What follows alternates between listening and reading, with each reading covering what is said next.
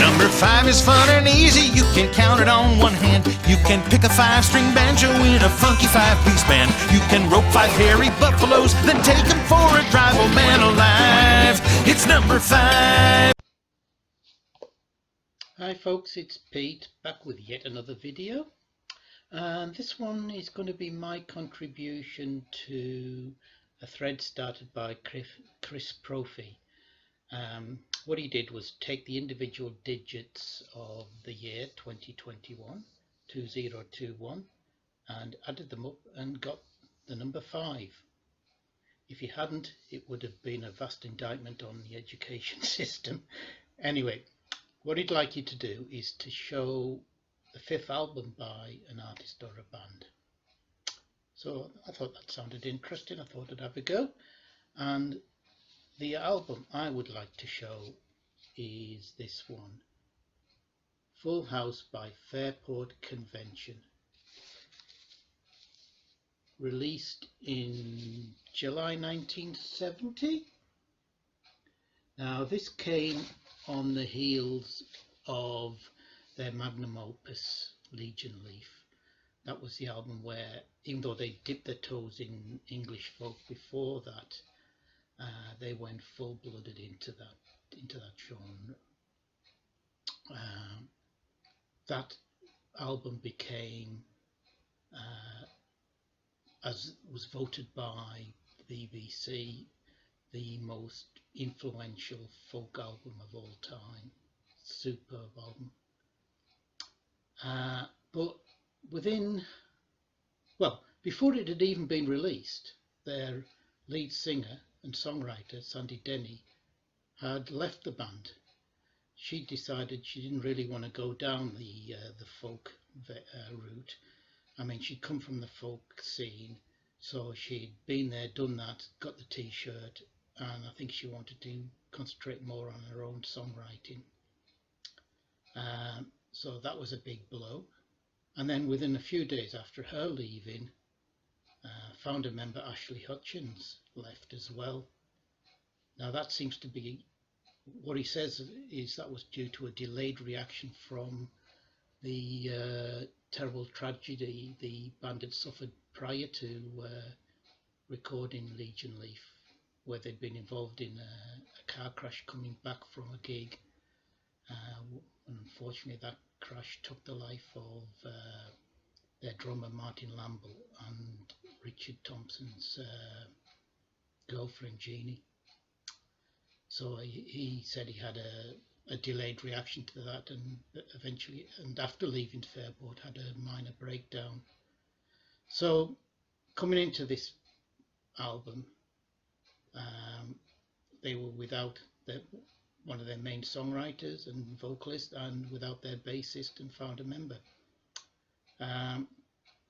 They didn't replace Sandy, but coming in on bass for this album was the great Dave Pegg.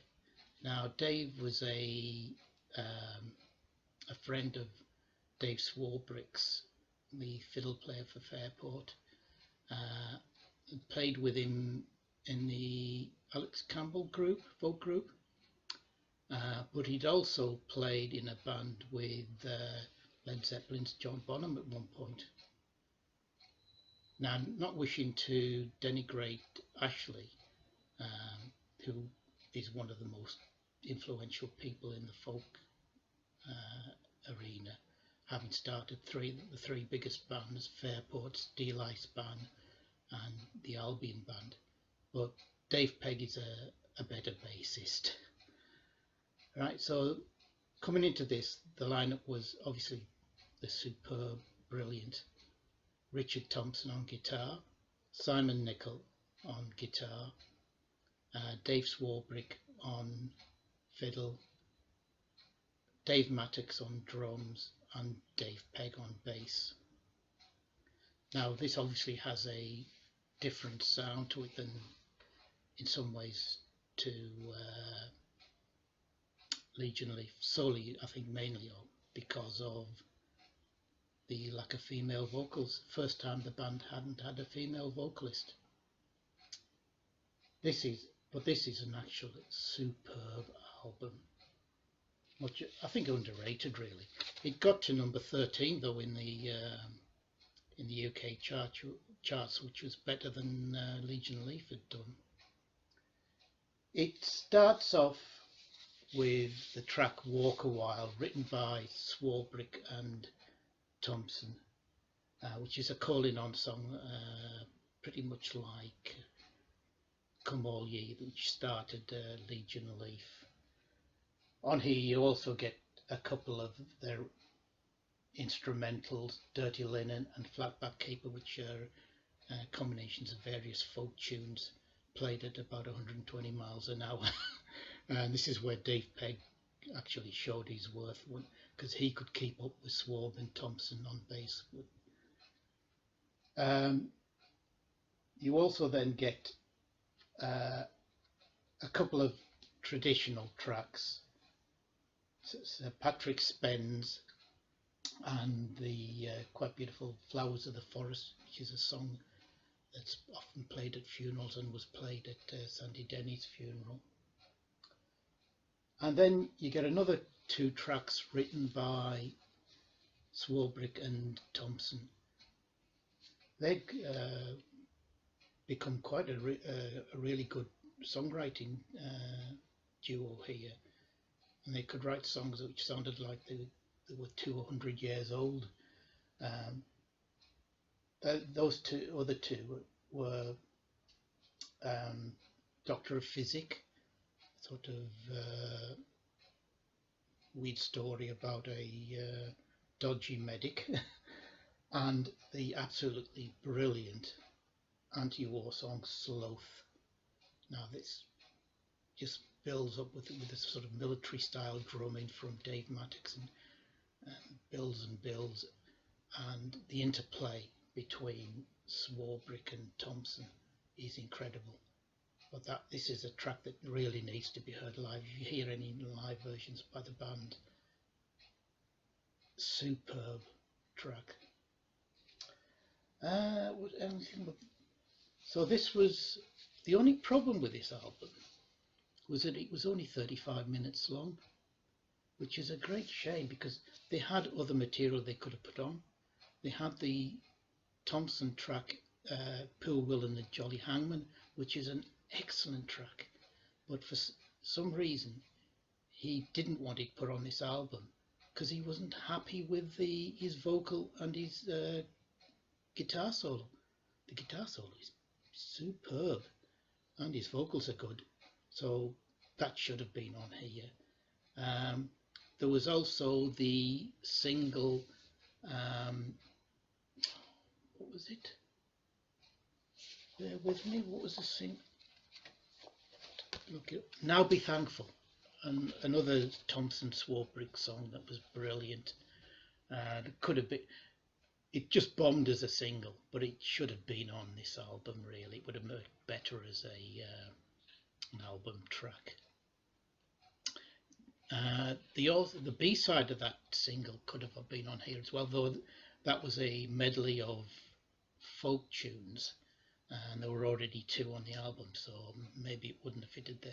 But that was noteworthy, and I'll have to read this because what they did was make an attempt to get into the Guinness Book of Records as having the longest song title.